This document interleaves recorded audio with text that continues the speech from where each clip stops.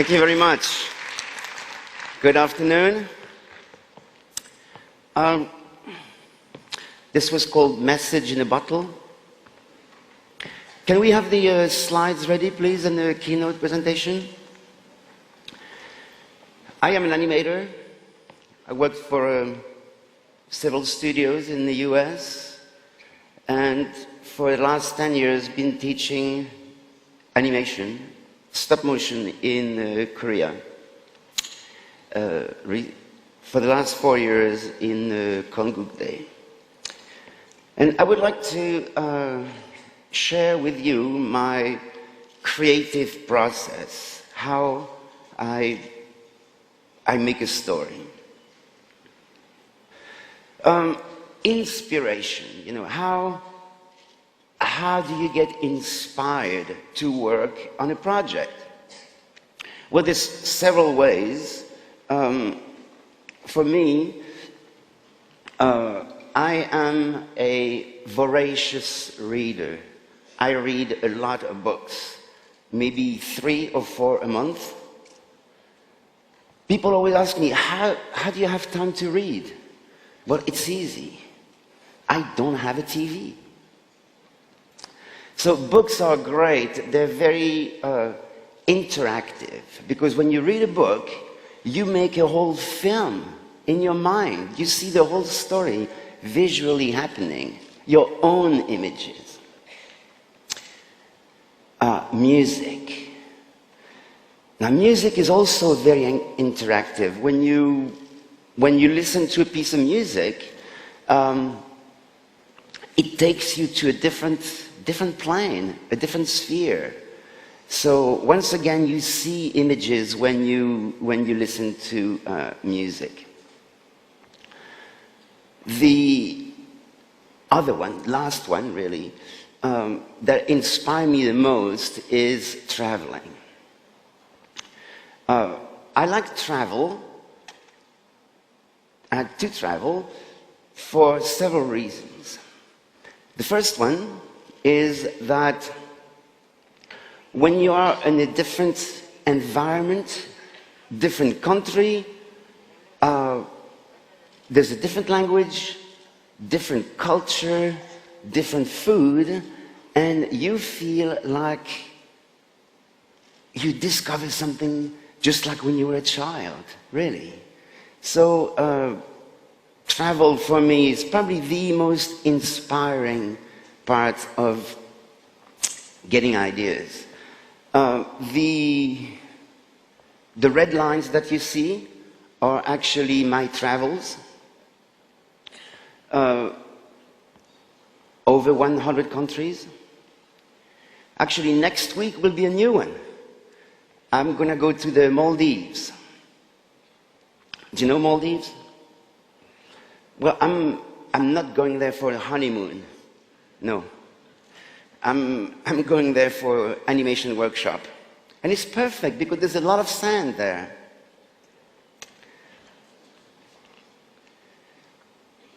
Wine. Very good inspiration with wine. I'm not kidding. When I travel, I always bring with me some notebooks. Sure, I take a camera with me, 3D camera. But if you have a notebook, you can sit down and make little sketches. You see things much better.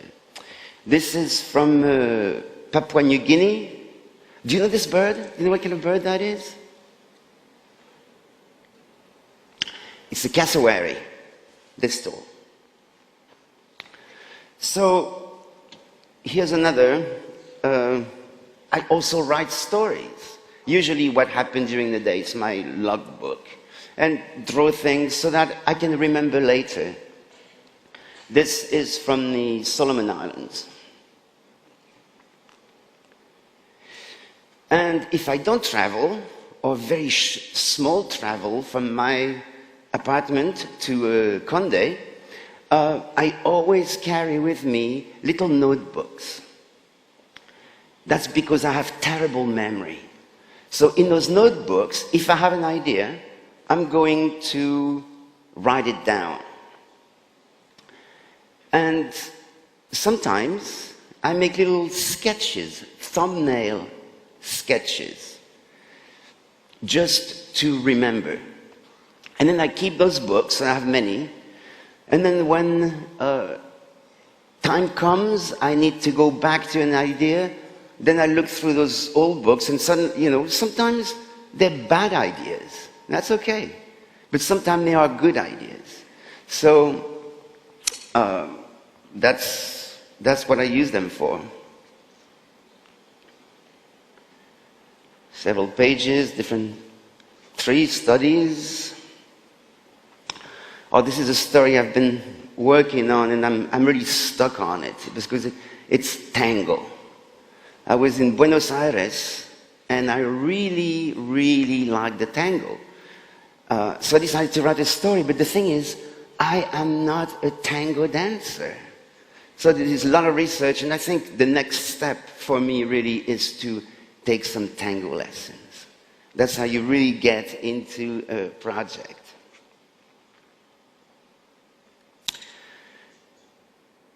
Now, what is an idea? I mean, really, when you think about it, what is an idea? It's an image, something that happens suddenly in your mind. But I found a very good quote saying that it is a combination, a new combination of old elements, which is very true when look at the computer. First computer was invented in 1945, the ENIAC. But then there was machines before that. There were some huge calculators invented 100 years before that led to this. So we're in constant evolve, really. This is a very good one, this one, because it's a famous quote, but everybody has ideas. Everybody has lots of ideas. But the problem, if you don't do anything with those ideas, you will not do nothing.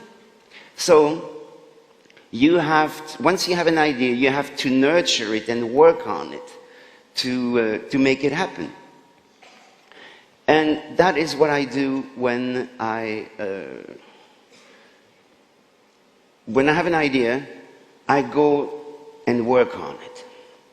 Actually, working is not the right word. I go and play with it, which is very, very important, because work is work, but play is play.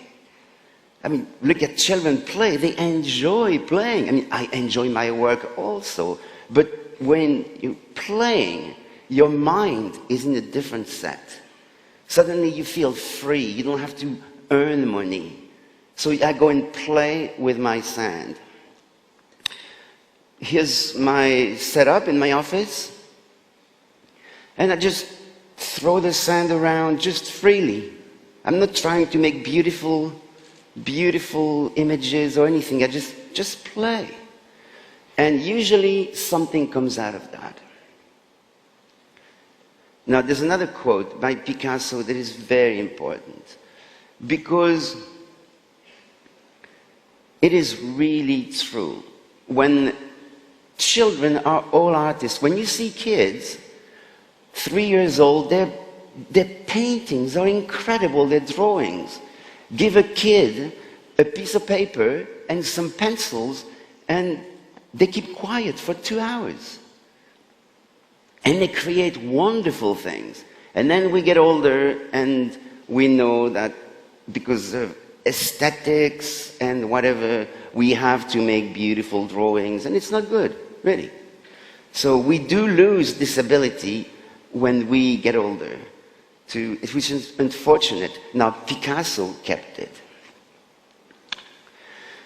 So once I find an idea, I have to research what that idea is about, because a lot of times I don't know anything. So, and the more you know about the subject, the better your film will be. So, research, I mean, of course, I go on the web and I use two web browsers only. First one is Google.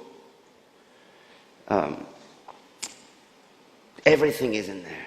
Second one I use, Google Images. Never.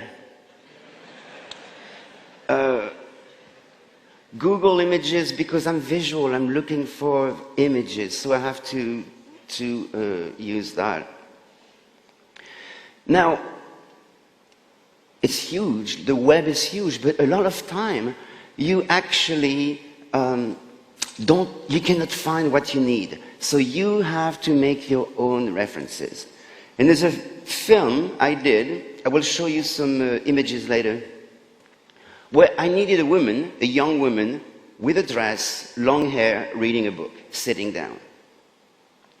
And impossible to find, so I called my assistant and asked him to model for me.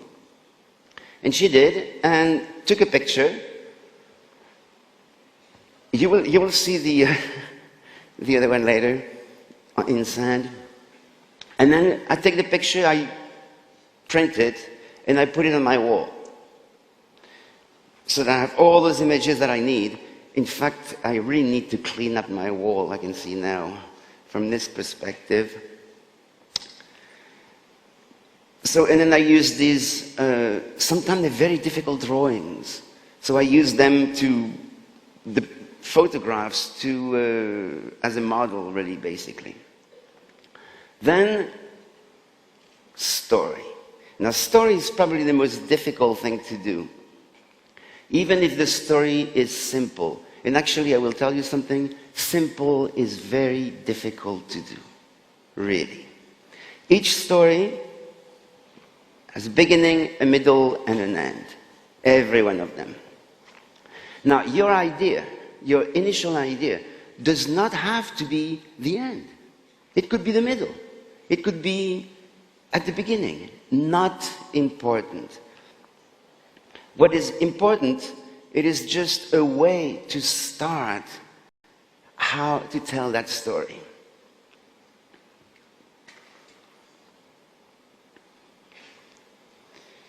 For example, in this one, same story with the girl reading the book.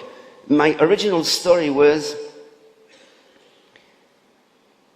original idea was a flying book. I thought, wow, this is pretty cool. So I drew a book and I said, well, so what? Now what do I do? So I thought maybe that little girl is going to ride the book. And she'd be riding like on a horse on the book. But it didn't look right. So I took the book upside down. It looks more like a bird now. And then I decided to have it like this, especially because I wanted to have the Titanic feeling, Titanic moment. So here's but then I thought, well, how can books fly? Even though it's magic, you have to have a reason. And my reason was, I will show you, this is the opening scene. The little girl is reading her book, close up, so you can see who she is, you can understand, know her better. She's reading a book, and because it is a nice summer day, it's warm, she falls asleep. And she has a dream. So instantly, once you say this is a dream, then you can do anything in that dream, especially flying books. In order for the story to be successful, you have to know your characters very well. You have to ask the question, well, who are they? And where do they come from? What do they do? What did they do before? What will they do next? And especially how they interact with other objects or characters or in any situation. The more you know about the characters, the better your story. In this case, actually, this little girl is really me. She likes books, and she likes to travel. So I thought, well, if I were her, I'd be traveling all around the world. So here it started. She's on that book, and below her was a house that changed into a whale. The whale changed into some Chinese mountain and some big city. So she's going all around the world. Next step, I thought, would be great, would be to take her to the moon. I mean, it's the ultimate destination. And then when I got to the moon, I thought, I've got to go farther. And I always enjoyed stars, so I decided she's gonna go in the sky, way out and see the stars.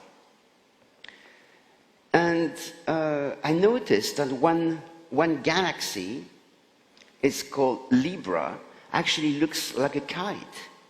Exactly like a kite. And I thought, this is how she goes. This is how she goes to the stars and flies out. But then I still needed an end, and I struggled with this one until I decided she herself become the galaxy. And that's the end. It's called The Reader in the Sky.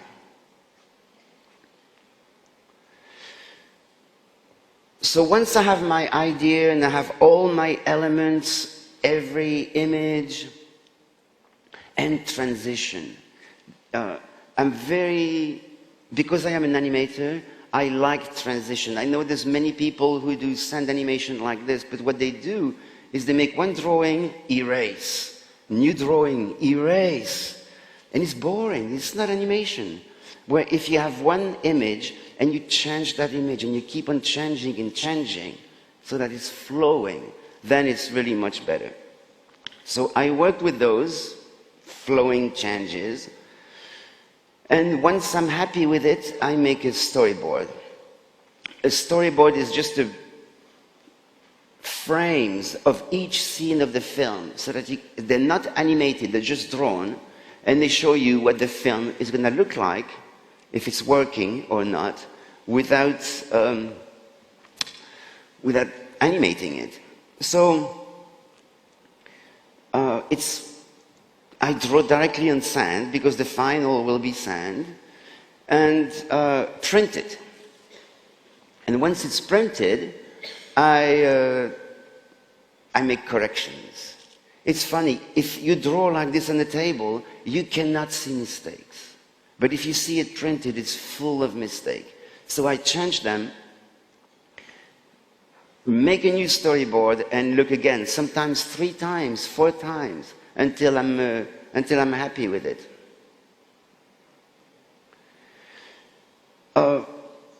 Once all my storyboard is made and I like it, I have to time my sequences to make it with music, to see how it flows. If it's too slow, too fast. So I just use this is the best tool for animators, by the way, that stopwatch. So what I do is each scene I do maybe 6 times, 7 times, and I check the time. And then once the time feels perfect, then I decide, okay, this is 2 minutes, 30 seconds. And next scene, same, to choose the soundtrack. Now, soundtrack, there are some rules that I made for myself, some criteria. The first one is unknown music. I will get back to this one in a second. Second one, beautiful melodies. Just because I like beautiful melodies. And I think if I like them, you're going to like them also. Third one is upbeat music. I don't like sad. And you know, my students, when they make their film, they love sad. They love sad piano and sad cello and they always like to have people crying. Nunmul. I tell them, if I see one nunmul, F. So, hey. And I don't use music with lyrics, because the lyrics are usually totally different from my stories. Unless if it's a music video, then it is different. But for a story like this, no, I don't want any lyrics. Now, the unknown music, the reason why I do not like it is because everybody has heard those all the time. Pachelbel Canon, or The Four Seasons by Vivaldi. You know, it reminds people, and maybe Vivaldi, oh yeah, my first kiss was on, you know, Vivaldi, and that kind of thing. So I want the music to be fresh, because it's a fresh story. So these two are out in my book. And then I have to shoot the video.